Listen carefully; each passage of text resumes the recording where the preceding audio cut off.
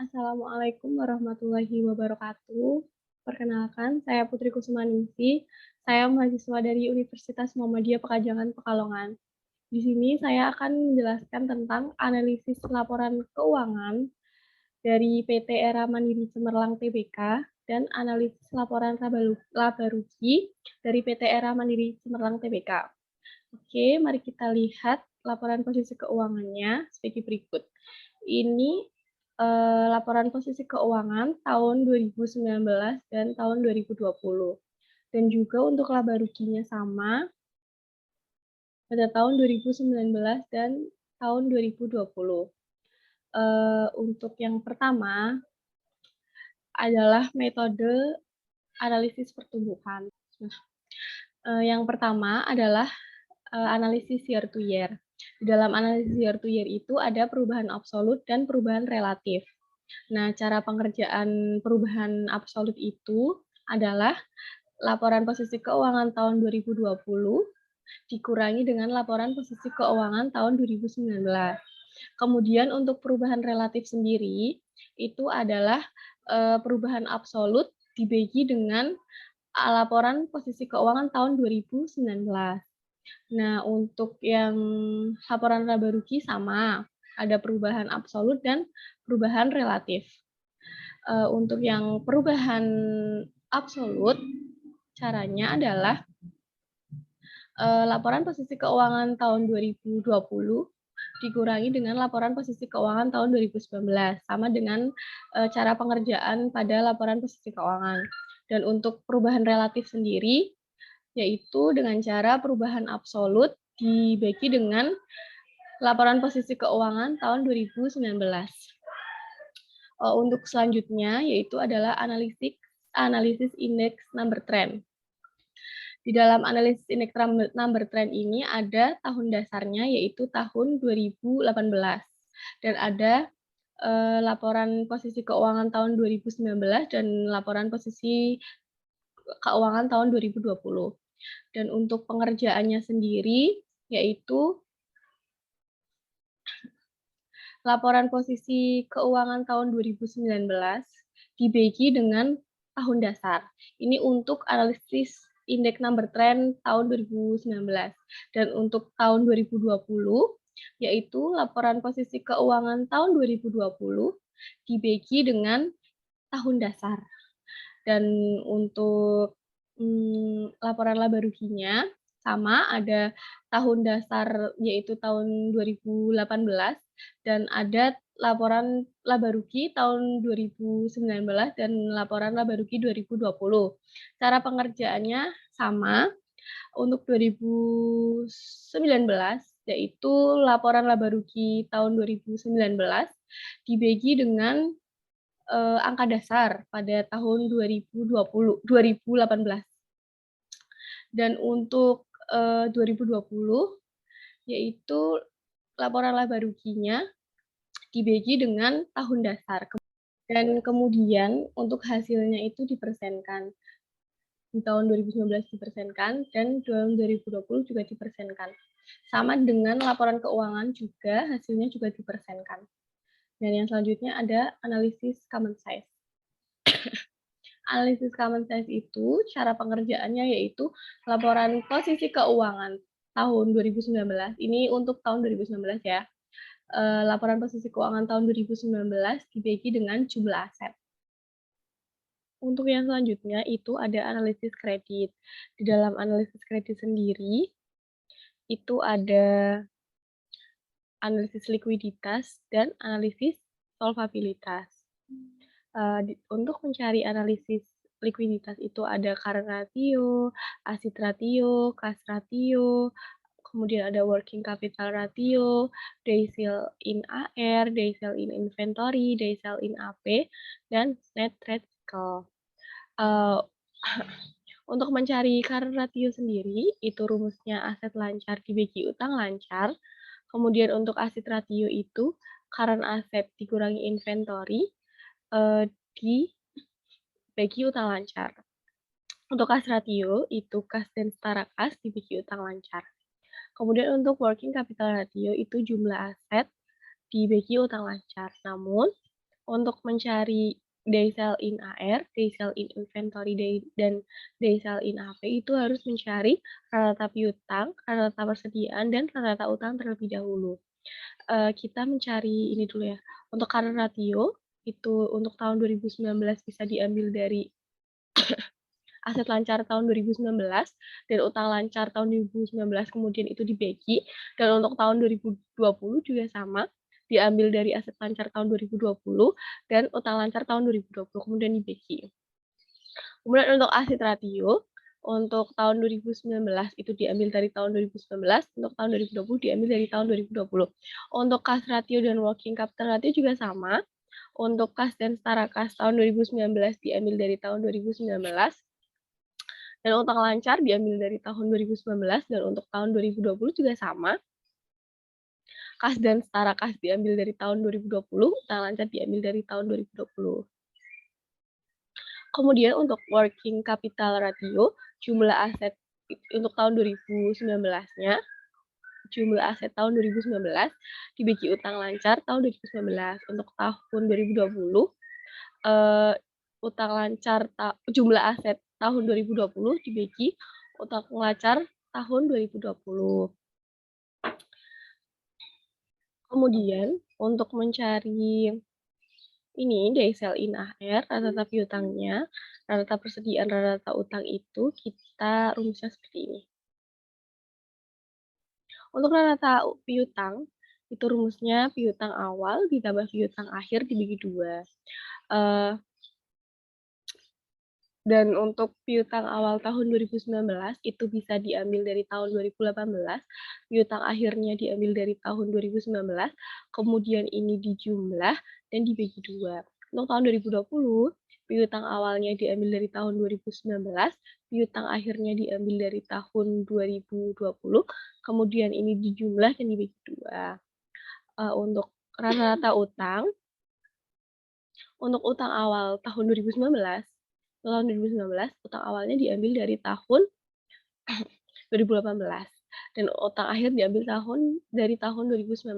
Kemudian ini dijumlah dan dibagi 2. Kemudian untuk tahun 2020, utang awalnya diambil dari tahun 2019 dan utang akhir diambil dari tahun 2020. Kemudian ini dijumlah dan dibagi 2. Untuk rata-rata persediaan, untuk persediaan awal pada tahun 2019 ini diambil dari tahun 2018 dan persediaan akhir diambil dari tahun 2019, kemudian ini dijumlah dan dibagi 2. Kemudian untuk tahun 2020 persediaan awal itu diambil dari tahun 2019, persediaan akhir diambil dari tahun 2020, kemudian dijumlah dan dibagi 2. Kemudian hasil yang sudah kita hitung, kita masukkan ke dalam ini. Nanti akan ketemu day sell in AR-nya, piutang rata-rata piutangnya berapa, rata-rata persediaannya berapa, rata-rata utang berapa. Tuh. Untuk 2019 diambil dari tahun 2019, untuk tahun 2020 diambil dari tahun 2020. Kemudian untuk net trade cycle itu diambil dari jumlah day sell in AR ini, dan untuk day sell kemudian ditambah day sell inventory, kemudian dikurangi day sell in AP, nanti akan muncul seperti ini. Untuk tahun 2019 diambil dari tahun 2019, dan untuk tahun 2020 diambil dari tahun 2020. Kemudian ada analisis solvabilitas. Di dalam analisis solvabilitas itu ada debit to asset ratio, long time debit to equity ratio, time interest earned ratio. Untuk rumus debit to asset ratio itu hutang lancar dibagi total aktiva. Ini untuk tahun 2019 bisa diambil dari total hutang tahun 2019 dan total aktiva tahun 2019. Dan untuk tahun 2020 diambil dari total hutang tahun 2020 dibagi total aktiva tahun 2020. Kemudian untuk long time debt to equity ratio, total hutang jangka panjang dibagi total modal. Untuk tahun 2019 itu bisa diambil dari tahun 2019 ya. Kemudian total modalnya juga diambil dari tahun 2019. Kemudian untuk 2020, total hutang jangka panjang diambil dari tahun 2020, total modalnya diambil dari tahun 2020. Kemudian debt to equity ratio itu total hutang dibagi total modal. Untuk tahun 2019-nya, total hutangnya diambil dari tahun 2019, untuk total modalnya diambil dari tahun 2019, kemudian dibagi, dan untuk tahun 2020 diambil total hutang dari tahun 2020 dan total modal tahun 2020. Kemudian ada time interest earned ratio. Itu laba sebelum pajak dan bunga dibagi beban bunga. Itu diambil dari tahun, untuk tahun 2019 diambil dari tahun 2019, dan untuk tahun 2020 diambil dari tahun 2020. Untuk yang selanjutnya itu ada analisis probabilitas dan aktivitas. Untuk analisis probabilitas dan aktivitas itu untuk laporan laba rugi. Di dalam analisis probabilitas itu ada gross profit margin, net profit margin, return on equity, return on asset, return on investment, operating margin, dan kemudian untuk analisis aktivitas itu ada perputaran kas dan setara kas, perputaran piutang, kemudian ada rata-rata umur piutang, perputaran persediaan, rata-rata umur persediaan, perputaran total aset, dan perputaran aset tetap.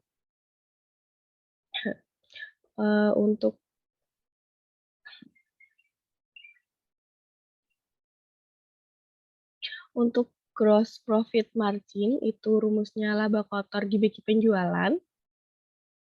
Itu untuk laba kotor untuk menghitung tahun 2019 itu bisa laba kotornya diambil dari tahun 2019 dan penjualannya diambil dari tahun 2019.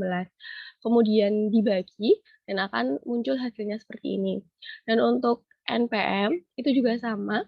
Untuk tahun 2019 laba bersih diambil dari tahun 2019 dan penjualan diambil dari tahun 2019 kemudian dibagi dan akan muncul hasilnya seperti ini.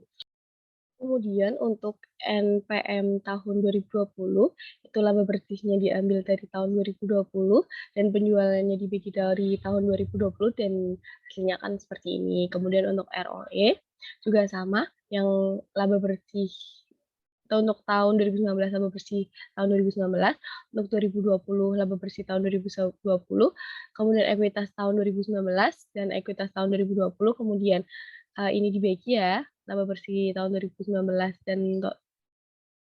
dan ekuitas tahun 2019 itu dibagi, akan muncul hasil seperti ini, dan 2020 juga sama akan dibagi ya.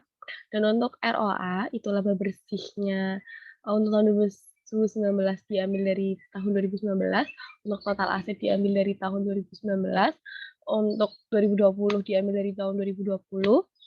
Kemudian untuk ROI berhubung ini perusahaannya investasinya nggak ada, maka untuk tahun 2019 itu nggak ada ROI-nya kalau 0, 2020 juga nggak ada.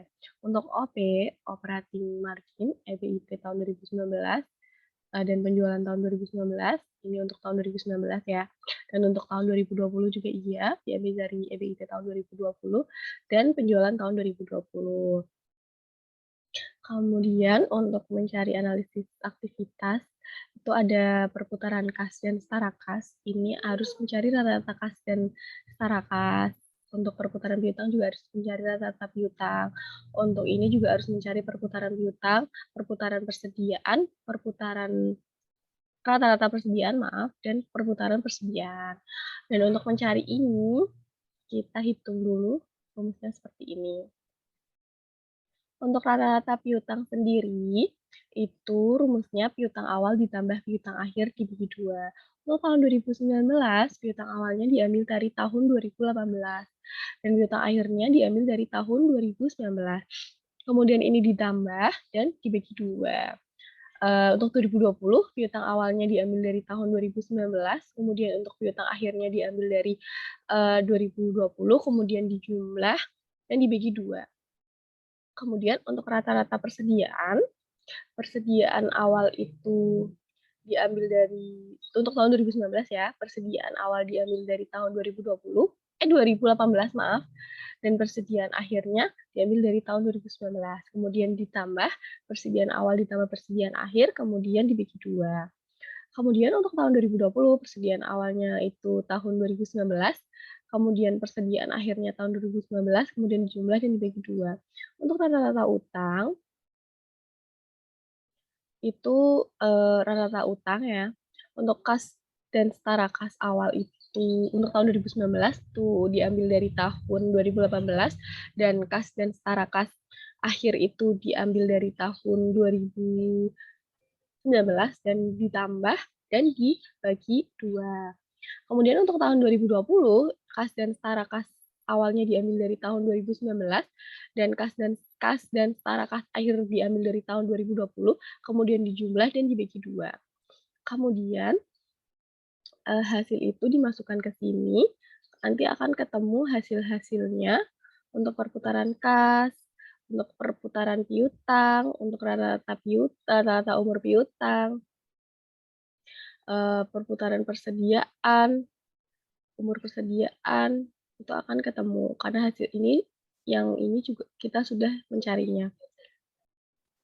Kemudian untuk perputaran total aset itu penjualan, untuk tahun 2019 itu penjualannya diambil dari tahun 2019 dan total asetnya diambil dari tahun 2019. Untuk tahun 2020 juga sama, yang penjualan diambil dari tahun 2020, total asetnya diambil dari tahun 2020.